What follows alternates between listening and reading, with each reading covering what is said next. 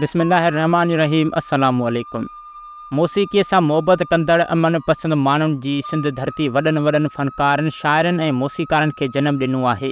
हितां जे माण्हुनि जी क़दरदानीअ जे करे नंढे खंड जी कुंड कुर्छ खां फ़नकार घराणा लॾे अची सिंध में आबाद थिया ऐं पोइ हिते जाई थी विया, जंहिंमें गवालियार घराणे जा फ़नकार बेशामिल आहिनि। जीवणी बाई बि असुलु राजस्थान जी हुई, पर सिंध जे माण्हुनि जी मुहबत, महिमान नवाज़ी, फ़नकार दोस्तीअ जे करे हू आख़िरी दम ताईं सिंध में रही।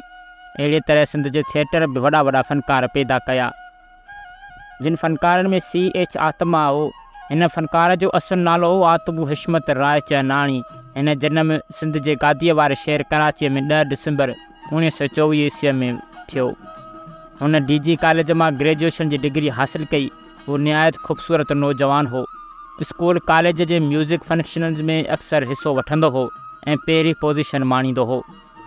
जंहिं ज़माने में सिंध में माता जी बीमारी वबाई सूरत हाल इख्तियार कई हुई त HMV रिकॉर्डिंग कंपनी हिन नौजवान फ़नकार जी आवाज़ में हिकु नगमो रिकॉर्ड कयो, जंहिंजा बोल हुआ बाजक जा बचड़नि ते माई आहिनि तुंहिंजा ॿार। इहो नगमो तमामु घणो मक़बूल थियो। उन ई ज़माने जा सादा सूदा माण्हू सम्झंदा हुआ त माई माता इहो नगमो ॿुधंदी त ॿारनि खे को नुक़सानु न पहुचंदो। सुरिंदेदारनि वटि ग्रामोफोन हूंदा हुआ ऐं ग़रीब माण्हुनि उन्हनि वटि पंहिंजा बीमार ॿार खणी वेंदा हुआ ऐं इहो नगमो ॿुधंदा हुआ। उन गीत जी बेपनाह कामयाबी C.H. आत्मा खे निहायत मक़बूल फ़नकार बणाए छॾियो।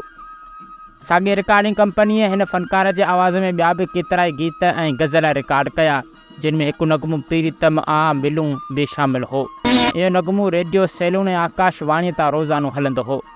माण्हू बार बार उन नगमे जी फरमाइश कंदा हुआ। जिन माण्हुनि वटि ग्रामोफोन हुआ उहे ॾाढे शौक़ ऐं चाह सां C.H. आत्मा जा ॻायल नगमा ख़रीद कंदा हुआ ऐं वराए वराए ॿुधंदा हुआ। विरहाङे खां पोइ हीउ फ़नकार बि सिंध छॾे वञी हिंद में रहियो। उते हिन खे अञा बि वधीक सुठा फ़नकार ऐं मौसीक़ार दोस्त मिलिया, जिन में तलत महमूद ऐं मौसीक़ार O.P. नियर बि शामिल आहिनि। उन्हनि जी सोबत में हिन फ़नकार खे वधीक कमु सिखण जो मौक़ो मिलियो। हीउ नौजवान उन लाइ हिन खे गाननि सां गॾोगॾु फिल्मुनि में अदाकारी जा बेशुमार मौक़ा नसीब थिया। फिल्म बिलवा मंगल में C.H. आत्मा हीरो हो। इहा निहायत कामयाब फिल्म हुई। मशहूरु हिदायतकार डायरेक्टर V. शांताराम हिन फ़नकार खे पंहिंजी हिकु यादगार मूवी गीत गाया पत्थरों ने में हिकु अहम किरदारु ॾिनो। ॿियो बि खोड़ सारी फिल्मूं आहिनि जिन में हिन फ़नकार गाना ॻाया ऐं अदाकारी जा जौहर ॾेखारिया। बम्बई जी हिकु फिल्म हुई नगीना, जंहिंमें C.H. आत्मा जे ॻायल गाननि खे ॾाढो पसंदि कयो वियो। C.H. आत्मा पंहिंजे ज़माने जे हर वॾे म्यूज़िक डायरेक्टर जी मौसीक़ी में गाना ॻाया ऐं पंहिंजी कला ऐं मधुर आवाज़ सां उन्हनि गीतनि खे अमर गीत बणाए छॾियो। शंकर जयकिशन, O.P. नियर, वसंत देसाई, C. अर्जुन, ब्लू C. राणे हिन सुहिणे सुरीले फ़नकार खे तमामु घणो पसंदि कंदा हुआ ऐं पंहिंजे फिल्म लाइ हिन खां गाना ॻाराईंदा हुआ।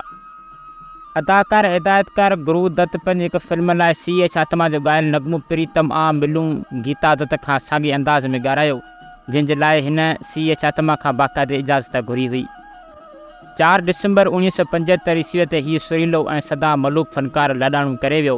हिन महान फ़नकार जा ॻायल नगमा अॼु बि जॾहिं फ़िज़ाउनि में गूंजनि था त पुराणी यादनि जा गुलाब महकंदा महसूसु थियनि था।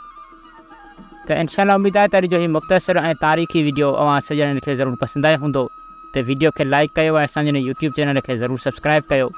त मिलंदासीं अहिड़े दिलचस्प हिस्ट्रिकल वीडियो में। तेसिताईं असांखे ॾियो इजाज़त। अल्लाह हाफ़िज़।